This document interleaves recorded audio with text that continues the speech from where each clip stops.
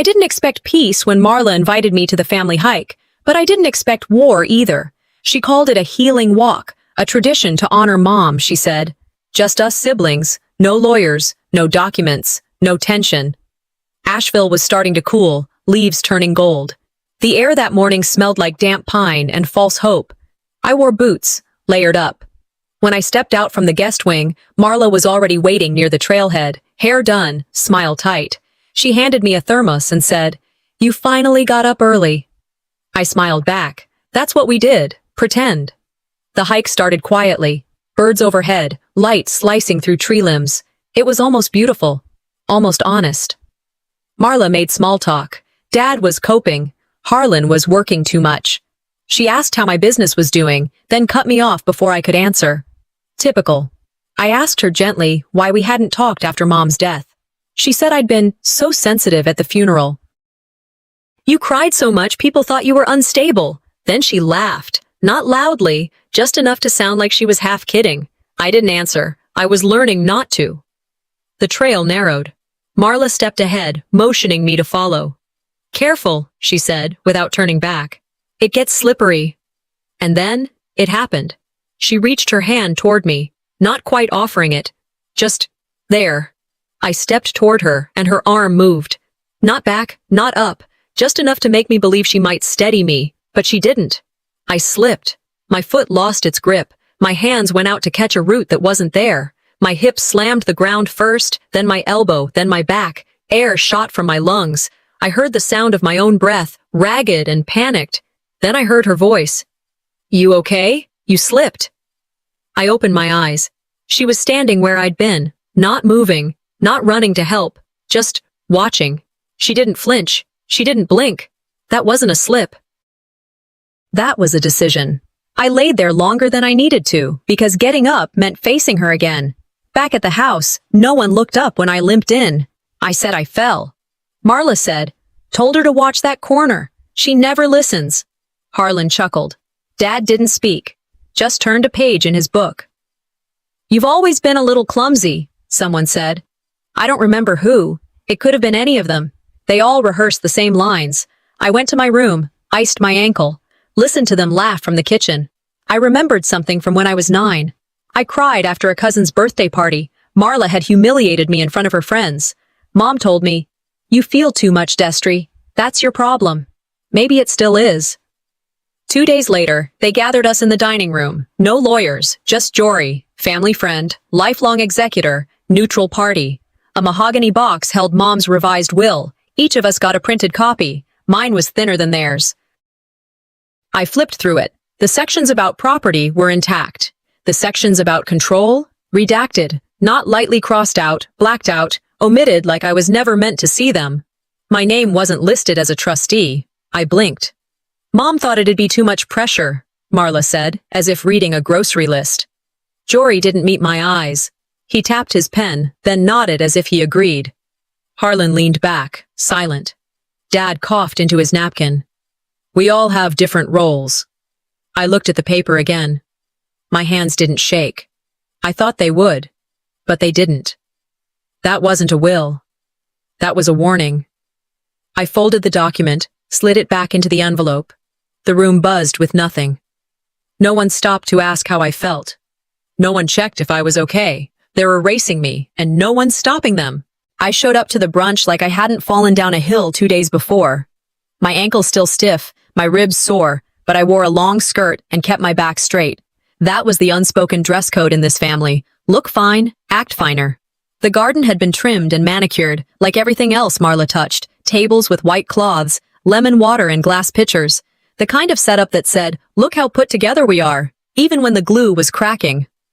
Marla stood at the center of it all, greeting guests like she was hosting a charity gala, not a private brunch. Harlan leaned back on a wooden bench, drink in hand, laughing at something she said. Dad, Dr. Dale Walden, sat beneath the big oak tree, reading the same book I'd seen on his nightstand for 3 years. Same spot, same silence.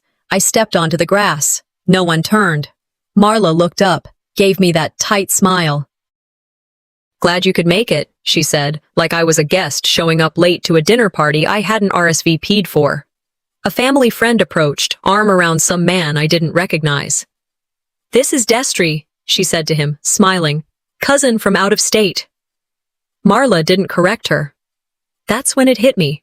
They weren't fighting me, they were skipping me. Harlan raised a glass later that morning. Everyone stood around, forks paused mid-air. "To Marla," he said, clear and warm, "for being the spine of this family through everything." He looked at me when he said it. Not long, just a flicker. Then he added, "Some of us carry the weight. Others feel it more intensely." The crowd chuckled, clinked glasses. I didn't. That line, it wasn't new. I'd heard versions of it my whole life. When Marla lied and I cried, I was too sensitive. When I asked questions, I was disruptive. That toast wasn't flattery, it was framing. This is how they do it. Rewrite the story. In public. With applause, I didn't speak. I should have, but I didn't. And that silence, God, it felt louder than if I'd screamed. Afterward, I helped collect plates like nothing happened.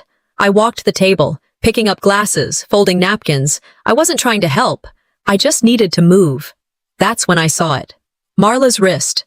The bracelet. Thin gold, with a tiny sapphire in the center. Our mother's favorite. She wore it every day until the day she died. "Where'd you get that?" I asked. Marla looked down, then back at me. "This?" she said casually. "Mom gave it to me." I blinked. "No, she gave that to me when she was in the hospital." "You must have misunderstood," she said, just loud enough for the others nearby to hear. "You know how memories get blurry." I felt something slip in my chest. Not anger. Not even grief. It was like someone knocked a picture off the wall, and when I went to pick it up, it wasn't broken, but the face inside had been replaced. I walked away before I said something I'd regret. I walked away because if I didn't, I'd cry, and they'd use that too. If memories are up for grabs, what's left of me? I stood by the hedge line for a while, watching the others talk, laugh, sip lemonade, Marla tossing her hair back, Harlan handing a drink to someone, Dad still reading. That's when I remembered something. I was 14. Marla was already 20, back from college. I had just drawn something for Mom's birthday, a sketch of her holding me when I was little. She teared up. Marla rolled her eyes and left the room.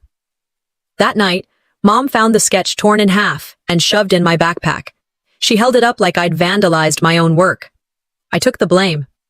I was scared to correct her. And then she said it, the first time I ever heard the phrase, "You're just too emotional to be trusted." I didn't push back then. Just like I didn't push back now. This isn't new. It's just cleaner now. More rehearsed. They don't rip up drawings anymore. They just repurpose memories, reassign legacy, smile while they do it. Later that day, I wandered the house alone. Upstairs, the hallway held a long wall of family photos. Weddings, birthdays, holidays lined in matching black frames. I paused at one near the end. My graduation. Or what used to be my graduation.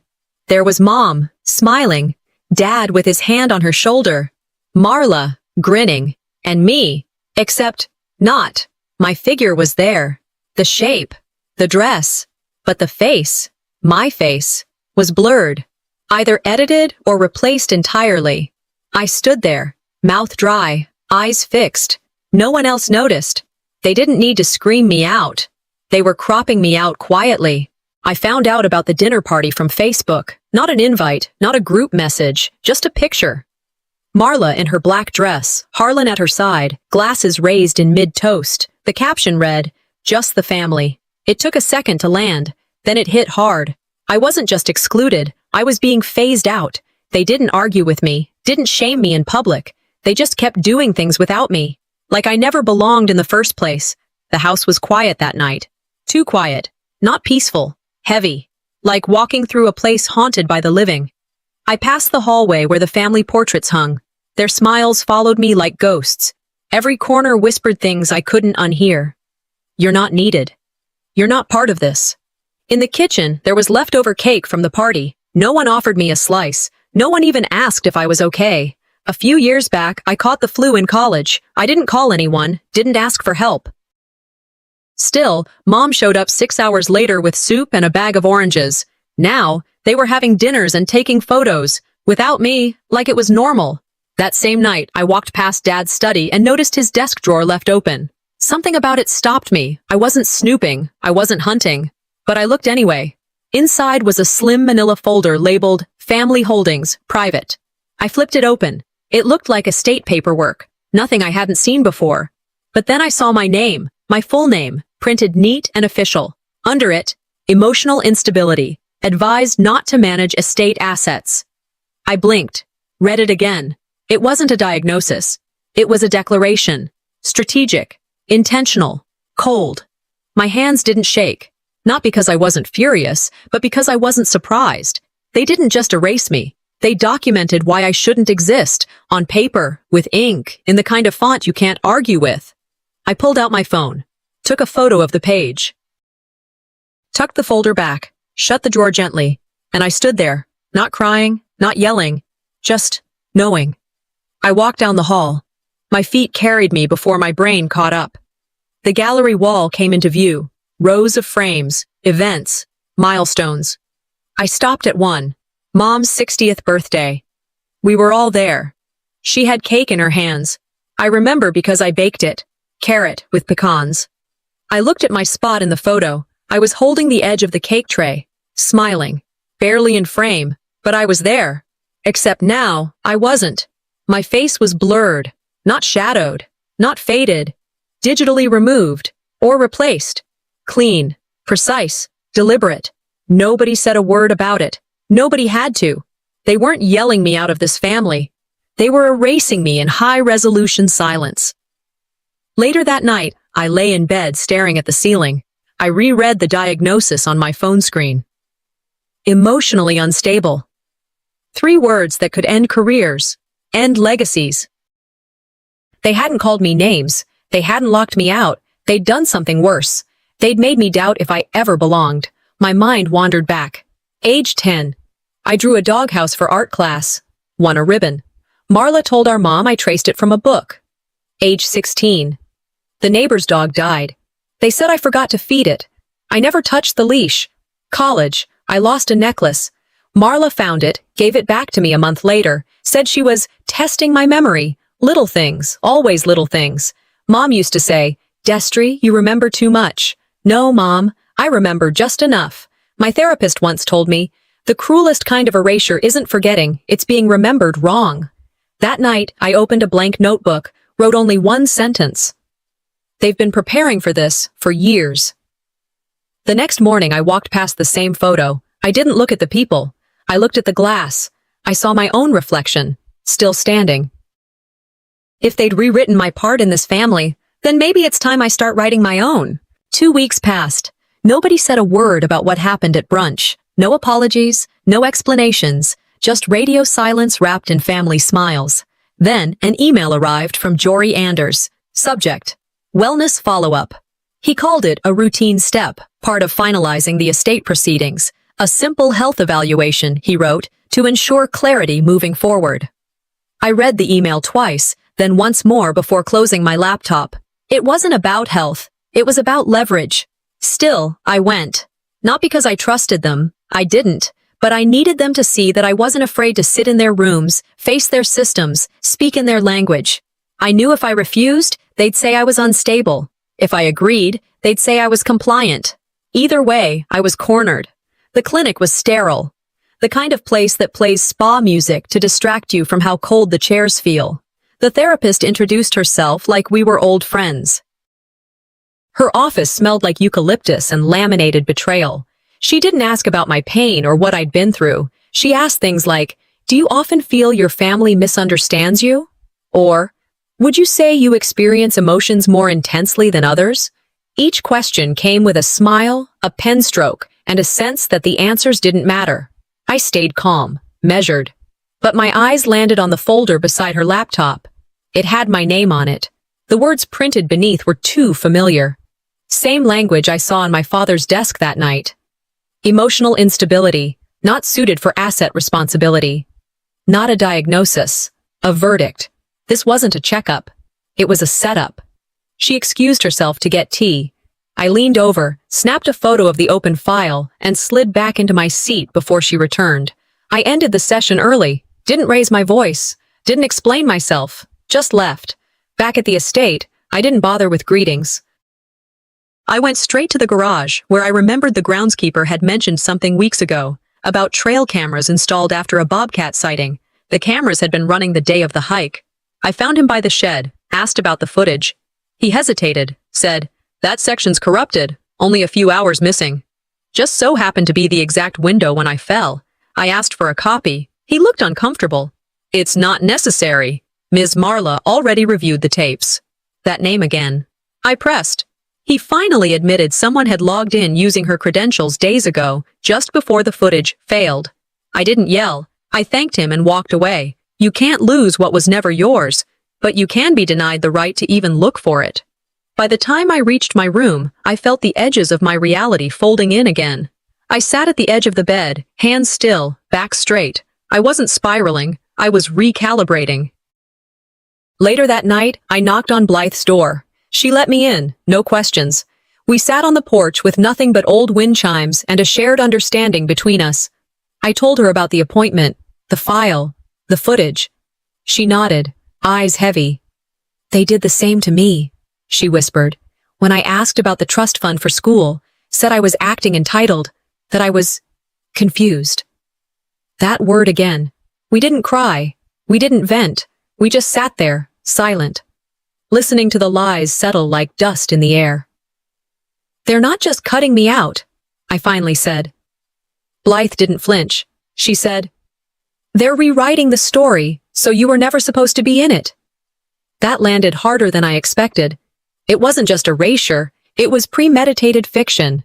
I returned to my childhood room just before midnight. It didn't look like mine anymore, just a guest space with familiar wallpaper. Near the closet was a box that used to hold all my old letters and keepsakes. A label once read, "Destry's Things." Now it said, "Storage, Guest." I stared at the label, not angry, not sad, just done. I walked over to the mirror, wiped it with my sleeve, looked myself straight in the face. I was no longer the daughter, not even the problem. I was the liability they planned to retire. The envelope was heavier than I expected. It showed up mid-morning, hand-delivered, gold trim along the flap, embossed with the Everin Estate insignia. My name was written in cursive, clean, detached. Inside was a folded letter from Jory Anders, inviting me to a documentation review meeting. Courteous language, the kind that says everything's fine while drawing a line you're not meant to cross. I stared at it for a while. Knew what it was, knew what it wasn't. Still, I showed up. The meeting took place in a downtown Asheville office, too sleek, too sterile, trying too hard to feel warm. The kind of place where people sign things they don't fully understand, just to keep from looking unreasonable. I walked in. Marla, Harlan, and Jory were already seated. They greeted me like I was a cousin they hadn't seen since Easter. "You look well," Jory said, handing me tea. "Thanks for making the time." I didn't smile. I sat down. A folder was slid across the glass table. "Just a few final details to review," he said. The top page read, "Voluntary Transition Agreement." I flipped through. Phrases like mutual understanding, irreversible relinquishment, uncontested conclusion. It was pages of legal handshakes meant to erase me with grace. I didn't speak. Jory adjusted his cuffs. "This would formalize your agreement to step away from any claims related to the estate, a peaceful resolution." Marla leaned forward, voice syrup smooth. "We thought you'd want to close this chapter peacefully." I looked up. She smiled like a woman who's already picked out the curtain fabric for a room you'll never see. I reached into my coat pocket and palmed my phone, voice recorder already running. I laid it on my lap. Nobody noticed. I didn't yell, didn't flip the table. I just closed the folder and pushed it back. "This isn't peace," I said. "It's a muzzle." That afternoon, I didn't go home. Dinner was scheduled that evening.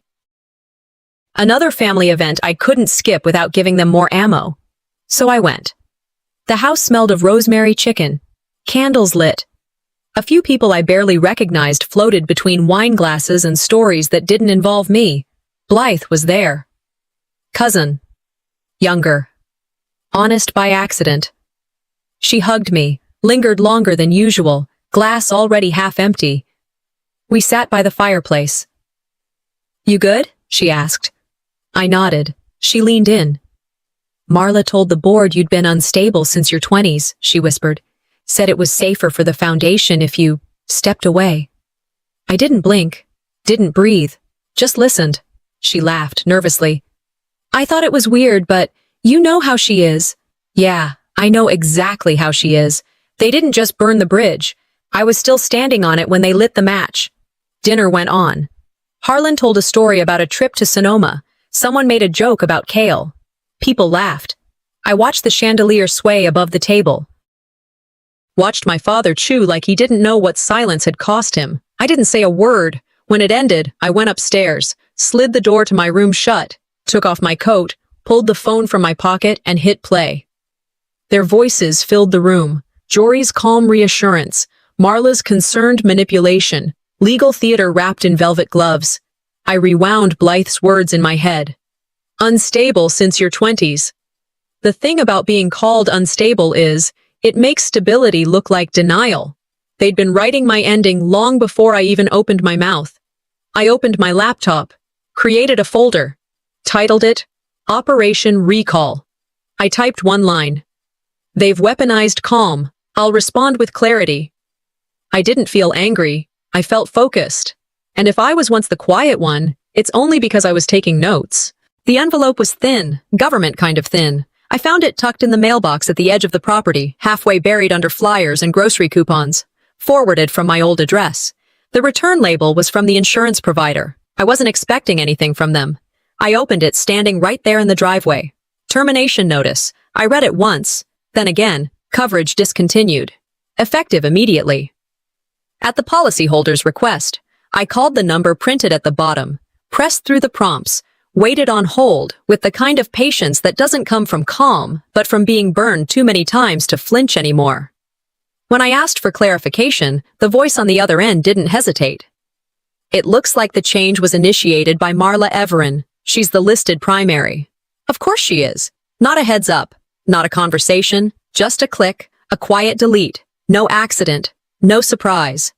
I stood there a long time after the call ended. Mail in hand, wind brushing past me like nothing had happened. I wasn't even a loose end anymore, just a liability line they cut. That night, I couldn't sit still. Every room in the house felt off balance. Every drawer I opened seemed emptier than the last. So I climbed up into the attic. There was a box there labeled Destry. I knew what was supposed to be inside. Birthday cards, old letters, the tiny notebook Mom used to write weekend reminders on for me. I opened it. Nothing but hollowed-out folders, some torn envelopes, a ribbon that used to wrap a graduation gift. I knelt down, dug deeper, found a trash bin off to the side. Inside, half buried under old receipts, was a charred envelope. The handwriting stopped me cold. It was Mom's. Partially burned. Only the top line was visible. To my daughter. That's all I could make out. I didn't cry, but I folded over and sat on the attic floor for a while. That kind of silence where your breath barely makes it out of your chest. They're not just erasing my rights, they're editing my history. They are trying to make me believe I was never loved. That's what hit hardest. Not the lost money, not the legal tricks, but the theft of something no one else should have had access to. I stood up eventually, carried the envelope down with me. By midnight, I was at the 24-hour FedEx off College Street, opened a P.O. box, registered it under a name they wouldn't track, bought a burner phone, set up a new email. Back home, I opened my laptop and created a folder. Reclamation. They wanted me invisible. I'd let them think I was. But ghosts don't vanish. They linger. I started listing everything I could think of. The altered will, the deleted camera footage, the insurance termination, the therapy setup, the burned letter. Then I drafted one message and sent it to Milo Drayton, the only attorney who didn't owe the family a holiday ham. Subject line, if you're still taking clients with nothing left to lose. Body, let's talk. After sending it, I didn't go to bed. I made tea, poured 2 cups, then drove to the guest house. Nellie answered the door in her robe. She didn't ask questions, just let me in. We sat in her tiny kitchen, steam rising between us like a fragile truce. She didn't speak for a long time. Then she said, "Your mother asked me once to protect something. I didn't. And I've regretted it every day." She walked to a drawer, unlocked it, and pulled out a yellowing folder. Inside, letters in Mom's handwriting, financial statements, a copy of the original estate plan. Destry Walden listed as primary heir. The date on the letter? 6 months before Marla claimed Mom had changed everything. Nellie placed the folder in my hands like it was something holy. The truth wasn't gone, I whispered. It was buried. She nodded. Under their version of you. I walked home in the dark. Past the mailbox at the end of the drive, my name had been scratched off days ago. With a blade, by the look of it, Marla didn't even bother covering it. I pulled out my keys, etched it back in, crude, uneven, but mine, they erased me. I rewrote myself. The envelope was on the floor when I came home. Plain manila, no stamp, no sender. Inside was a USB drive. Sharpie scrawled across the surface. Look. No salutation, no threat. Just that word. And it said more than anything else had in weeks. I didn't sit down, didn't breathe deep or hesitate. I plugged it into my laptop. The first folder was titled Internal. Inside were emails between Marla and Jory, dated months before Mom died. Language like restructuring the trust discreetly, presenting Destry as emotionally compromised, and the phrase that made me clench my jaw, optics management. The second folder had audio. Marla's voice, clear as daylight. Laughing softly, then saying, "No one takes her seriously. All we have to do is stay calm and let her overreact." They weren't responding to me. They were orchestrating around me. It wasn't about legality. It was about shaping reality. I didn't feel surprise. I felt sharpened. At the bottom of the USB contents was a text file. One line. They underestimated you. Don't make the same mistake. That night, I left the house with soup in hand. Homemade. I remembered Nellie used to bring it to me when I had fevers as a kid, even when Marla said I was faking. Her guest house light was still on. She opened the door without a word. We sat at her kitchen table. Nothing between us but steam rising from the mugs. 10 minutes passed before she moved. She stood, walked to a drawer, unlocked it. "I was supposed to give this to you the day after her funeral," she said. "I didn't. I got scared. And I've regretted it every day since." She handed me a folder, edges worn, yellowed at the creases. Inside was Mom's handwriting. The letter was dated 6 months before her death. It named me, clearly, directly, as the sole successor to her private trust and stated her intention to revise the public documents when the dust settles. It had 2 witness signatures. None of them were Marla's. I didn't thank Nellie. I didn't cry. I just sat there, letting the weight of it fill the space between us. "We all did things to survive this house," I finally said. She nodded. "We did." Back home, I cleared off my desk. USB, letter, voice recordings, insurance notice, screenshots, handwritten statements. I started dragging them into a folder I named Reclamation. Then I opened a spreadsheet. First column, date. Second column, action. Third, cover story. Fourth, evidence. I called Milo. He picked up on the second ring. I said, "It's time I stop asking why they did it and start showing what they did." He paused. Then, "You don't need revenge. You need leverage." That stuck with me, because I didn't want to destroy them. I wanted to outlive the version of me they built. Later that night, I pulled my old sketchbook from the bottom drawer, the one Marla had torn up when I was 14. I taped it back together, page by page. In the back cover, Mom had once written a quote in pen, "Truth doesn't beg to be seen, it just waits to be revealed." I copied it onto a fresh document, named it, Opening Slide. Not for court, not yet, but for something real. I wasn't here to scream anymore. I was going to speak so clearly they'd choke on their own silence. The next morning, a courier knocked on the door. No signature required, gold seal on the envelope. Inside, an invitation to the Everin Foundation's quarterly board meeting. Marla listed as the keynote speaker. Date, time, location, all formal. I folded the paper neatly, slid it back into the envelope. Then I smiled. Perfect. I arrived 15 minutes early, not because I was eager, because I wanted the room to see me walk in first, not last. A muted gray suit, no jewelry, no gloss. I wasn't there to dazzle. I was there to end something. The ballroom looked like a wedding venue, polished floors, linen-covered chairs, and centerpieces that matched Marla's outfit. She was standing by the far wall, talking with a group of board members like they were old classmates. Laughing, touching arms. I didn't bother waving. Jory caught my eye, gave a slight nod, then moved on like I was a vendor here to service the coffee. Dad sat alone toward the back, reading papers. Or pretending to. Harlan kept to the periphery, half in, half out. I took my seat in the back corner, where they'd want me, where they thought I'd behave. Marla opened the meeting with her usual poise. "Thank you all for coming," she said, as if none of us had a choice. She launched into a new initiative, Preserving Legacy Through Vision. A fancy name for a recycled pitch. She talked about art therapy, digital family archives, charitable expansions tied to Lucinda's name. But I didn't need to listen, because I'd heard every word before. They were mine. 2 years ago, sitting beside Mom's bed, I told her about a program that would help preserve memories through creative sessions for families facing grief.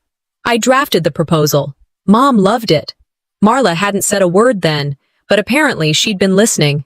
I opened my tote, pulled out crisp packets I had prepared the night before, emails, drafts, original timestamps, printouts of my design mock-ups. I stood and began handing them out, one by one, quietly, directly. By the third row, people were whispering. A woman near the front cleared her throat, loudly. Marla paused but kept talking. Her voice cracked for the first time. Then came the slide with budget figures. One line item, consulting services J. Connors, holdings $175,000. I stood again, didn't raise my voice. Before you approve this initiative, I said, you might want to know where that funding really went. I handed out another sheet, short, direct, undeniable.